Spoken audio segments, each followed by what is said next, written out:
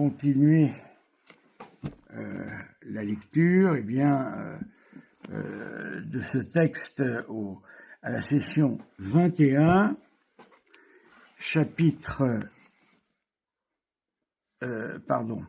session 21, chapitre 2.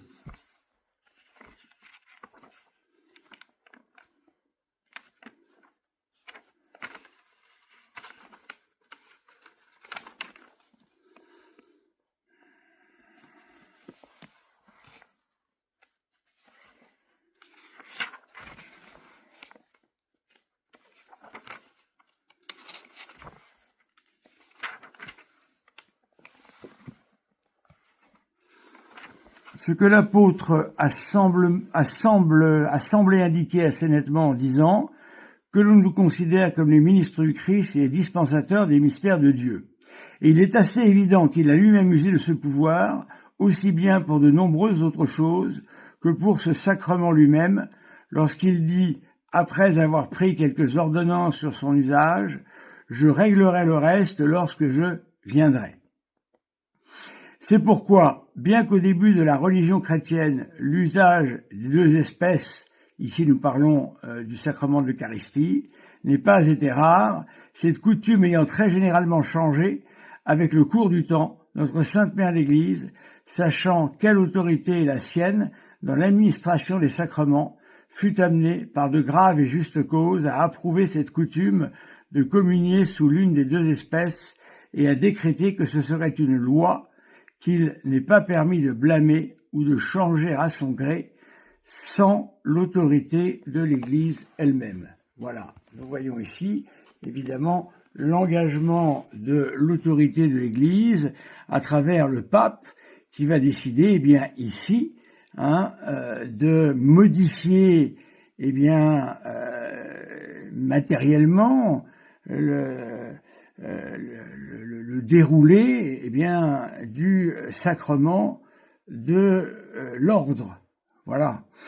Le pape Paul VI ne va rien inventer de plus, mais va utiliser deux formules très connues dans l'Église primitive pour avoir servi, par exemple, à ordonner prêtre, Saint Jean Chrysostome, ou bien encore le grand Saint Athanase, ou bien encore le diaconat de Saint Jérôme. Nous voyons donc que ce ne sont pas de petites figures qui ont bénéficié ici du sacrement de l'ordre sous la forme voulue par le pape Paul VI. Le pape Paul VI avait l'intention ainsi de pouvoir procéder à une connaissance plus grande de l'Église orientale et de pouvoir essayer de rapprocher les orthodoxes de l'Église catholique, non pas encore une fois en faisant je ne sais quel œcuménisme visé bien souvent sans trop savoir comment par l'essai des vacantistes, mais au contraire en faisant un sage usage d'anciennes formules sacramentelles qui avaient fonctionné très bien au tout début de l'Église. Donc, vous allez voir la suite. On se demande comment en arrive-t-on à regarder tout à la loupe comme ça. Premier effet sacramentel, c'est la grâce du Saint-Esprit.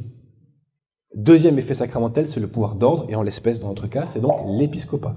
Ça veut donc dire que la prière consécratoire doit signifier de façon univoque, on reviendra sur ce mot tout à l'heure, la grâce du Saint-Esprit et l'épiscopat. Voilà. Est-ce que c'est clair de ce point de vue-là? Parce que ça, c'est la base et c'est la chose qu'il faut constamment garder à l'esprit. Alors, j'ai prononcé un mot fondamental. C'est le mot qui nous a sauvés. C'est le mot qui a été écrit par Pie XII et sans lequel les modernistes auraient pu nous rouler. Quel est ce mot qui nous a sauvés? C'est le mot univoque. Qu'est-ce que ça veut dire univoque? Ça veut dire avoir un seul sens. Donc, signification, c'est-à-dire communication, si vous voulez. C'est un terme juridique aussi, signification. Donc, communication univoque avec donc un seul sens, par une formule qui a un seul sens, de la grâce du Saint-Esprit et de l'épiscopat. Ça veut donc... Alors ici, bien sûr, vous voyez que nous entrons dans une querelle de mots, puisque M. Abosi va jouer sur la question de l'univocité. Mais univocité ne veut pas dire, pour reprendre ce que disait Don Cabrol dans son document, eh bien, des systèmes dans lesquels on pense que la matière et la forme, un peu comme les corps physiques, sont invariables. Non. L'univocité veut simplement dire que la signification de ce que le sacrement va produire ex opere operato soit suffisamment claire pour l'auditeur. Voilà, c'est tout ce qui nous est demandé. Mais M. Abosi, pour lui, il faudrait que rien ne bouge, que rien ne change jamais, car son univocité à lui est en fait, eh bien, un principe qui fait que la formule doit rester telle qu'elle. Et pourtant, nous voyons par exemple que dans le sacrement de l'Eucharistie, notre façon à nous, Église catholique romaine, de procéder à la consécration n'est pas la même dans certaines églises orientales. Ainsi, chez les maronites, c'est à l'épiclèse que se produit, eh bien, la transsubstantiation. Nous, c'est pas à l'épiclèse. Nous, c'est au moment où il y a, eh bien, la formule, ceci n'est plus du pain, mais le corps du Seigneur. Ceci n'est plus du vin, mais le sang du Seigneur. Voilà. Chez les maronites, c'est l'épiclèse. C'est le moment où on appelle l'Esprit Saint à agir dans le sacrement. Et eux, dans leur théologie, ils disent que c'est à ce moment-là que la transsubstantiation se passe. Pourtant, vous me direz, il n'y a guère de rapport entre les deux, mais ce n'est pas équivoque, c'est une fausse équivocité. En fait, c'est univoque, parce que l'univocité veut que derrière la formule donnée depuis des siècles pour les maronites, et pour nous aussi d'ailleurs, eh bien, se produisent infailliblement et invariablement, parce que c'est l'Église qui en décide ainsi, c'est le pape qui en décide ainsi, comme saint Paul avait cette grande liberté de pouvoir modifier ici ou là ce qui était nécessaire de modifier pour que les fidèles de son temps comprennent mieux. Voilà.